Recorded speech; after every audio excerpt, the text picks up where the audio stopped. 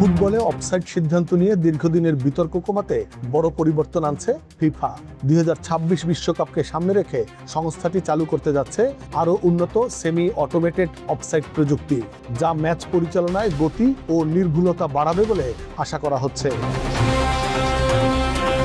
নতুন ব্যবস্থায় কোনো খেলোয়াড় 10 সেন্টিমিটারের বেশি অফসাইডে থাকলে সঙ্গে সঙ্গে সহকারী রেফারির কাছে পৌঁছে যাবে অডিও সতর্কবার্তা। ফলে আগের মতো আক্রমণ শেষ হওয়া পর্যন্ত অপেক্ষা না করে দ্রুত সিদ্ধান্ত নেওয়া সম্ভব হবে।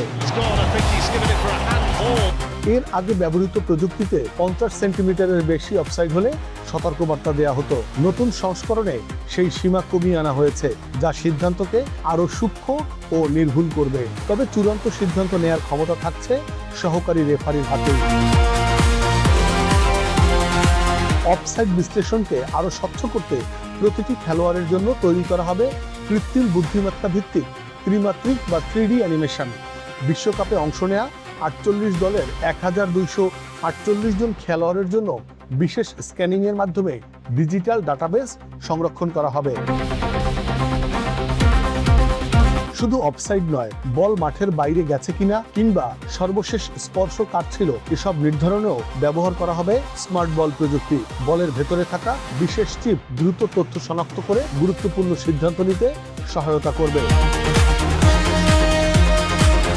এছাড়া গোলরক্ষকদের দৃষ্টিসীমা বাধাগ্রস্ত হয়েছে কিনা তা নির্ধারণেও যুক্ত হচ্ছে উন্নত 3D বিশ্লেষণ। ফিফার বিশ্বাস, এসব প্রযুক্তির সমন্বিত ব্যবহার ম্যাচ পরিচালনায় স্বচ্ছতা বাড়াবে, বিতর্ক কমাবে এবং খেলার গতি বজায় রাখতে সহায়তা করবে। Desk report, next Bangladesh 24।